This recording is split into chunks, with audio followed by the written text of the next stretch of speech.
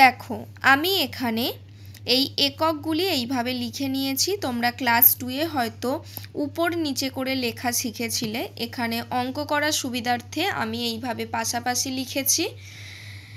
এই অঙ্কগুলিও টাকা পয়সার অঙ্কের মতো বিভিন্নভাবে করা যায়। তোমরা যে কোনো একটি পদ্ধতিতে করবে, সেক্ষেত্রে তোমাদের অঙ্ক করার পদ্ধতি ভুল হবে না।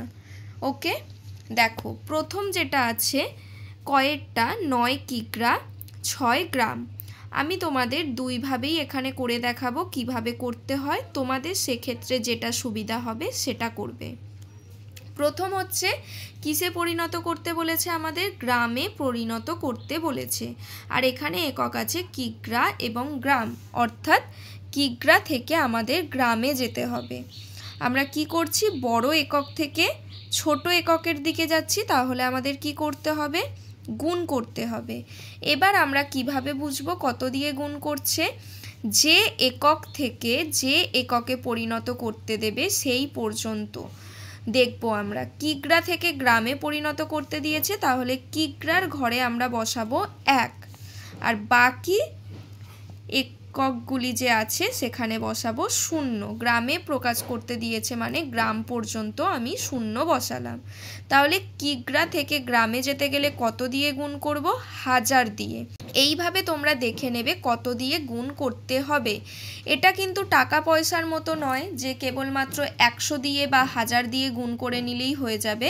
তাই তোমরা এইভাবে একক লিখে দেখে নেবে কত দিয়ে গুণ করতে হবে। তাহলে চলো অঙ্কটা আমরা লিখি। কত আছে, 9 কিগ্রা 6 গ্রাম। এবার যেভাবে আমরা টাকা পয়সার অঙ্ক করেছিলাম সেইভাবেই করতে হবে।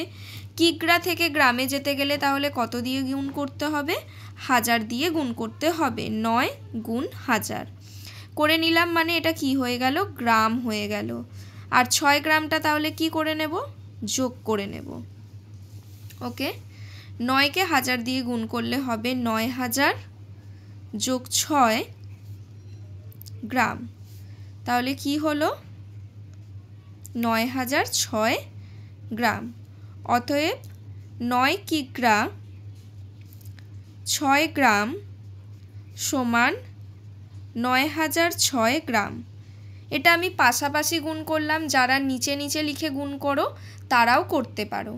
এরপর চলো ক্ষয়ের অঙ্কটা যে আছে, এই ক্ষয়ের অঙ্কটা আমি তোমাদের অন্যভাবে দেখাবো। আমরা যে এখানে 3-এর নিয়মটা পড়লাম, গুণ অথবা ভাগ না করে আমরা কেবলমাত্র উপরে একক লিখে সহজেই সাজিয়ে অঙ্ক করতে পারি, এই সহজ নিয়মটা আমরা জানব। ক্ষয়ের দাগেরটা দেখো আছে 25 হেক্টর 15 গ্রা। এখানে যেহেতু গ্রামে প্রকাশ করতে বলেছে, আমরা কিগ্রা থেকে গ্রাম পর্যন্তই লিখব, তাহলেই কিন্তু আমাদের অঙ্কগুলি হয়ে যাবে। তাহলে কিগ্রা, হেগ্রা, ডেকাগ্রা, গ্রা। ক্ষয়েরটা বলেছে 25 হেক্টর। দেখো হেক্টর যখন আমাদের যে এককটা বলবে সেখানে দুটো সংখ্যা থাক, 3টে সংখ্যা থাক, সেগুলি আমরা যে একক বলেছে সেই এককের ঘরে বসাবো এবং সেই দিক থেকে বাম দিকে আসবো, কখনোই কিন্তু ডান দিকে বসাবো না। তাহলে 25 হেক্টর মানে হেক্টর ঘরে বসলো 5 আর 2 বসলো কিগ্রার ঘরে। ওকে, এরপর বলেছে 15 গ্রাম, তাহলে 5 বসলো গ্রামের ঘরে, এখনো 1 আছে সেটা বসলো ডেকাগ্রার ঘরে। তাহলে সহজেই হয়ে গেল 25 হেক্টর 15 গ্রা সমান 2515 গ্রাম। আমি তোমাদের আরও একটা অঙ্ক করে দেখাচ্ছি, তাহলে তোমরা আর একটু ভালো করে বুঝতে পারবে। গয়ের অঙ্কটাই দেখো আছে 45 কিগ্রা। তাহলে আমরা এখানে এককটা বসিয়ে নেব আগে। কি বলেছে, 45 কিগ্রা, তাহলে কিগ্রার ঘর থেকে আমরা সংখ্যা বসাতে শুরু করব। এখানে বসালাম 5। এবার তোমাদের মনে হতে পারে কিগ্রার আগে তো আর কোনো একক নেই, তাহলে 4 কোথায় বসাবো, কিগ্রার ঘরেই একসাথে বসিয়ে দেব, যেহেতু কিগ্রার আগে কোনো একক নেই। এবার বাকি ঘরগুলো তো ফাঁকা আছে, তোমাদের মনে হতে পারে যে এখানে কি বসাবো, যে ঘরগুলি ফাঁকা থাকবে সেই ঘরগুলিতে আমরা জানি কি বসাতে হয়, শূন্য বসাতে হয়। তাহলে 45 কিগ্রা সমান কি হয়ে গেল, 45 কিগ্রা সমান একক দশক শতক হাজার অযুত, তাহলে 45,000 গ্রাম।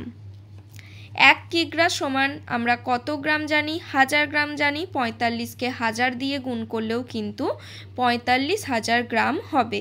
তাহলে তোমরা এইভাবে উপরে একক লিখে কেবলমাত্র সাজিয়েও অঙ্ক করতে পারো, আবার যেভাবে আমি এটা দেখালাম তোমাদের গুণ করে করে করা যায় সেইভাবেও করতে পারো। যেটা তোমাদের মনে হবে সহজ সেই অঙ্কটাই তোমরা করবে, সেইভাবেই করবে। Good bye everyone. এরপরেও যদি তোমাদের কিছু বুঝতে অসুবিধা হয় অবশ্যই আমার থেকে জেনে নেবে।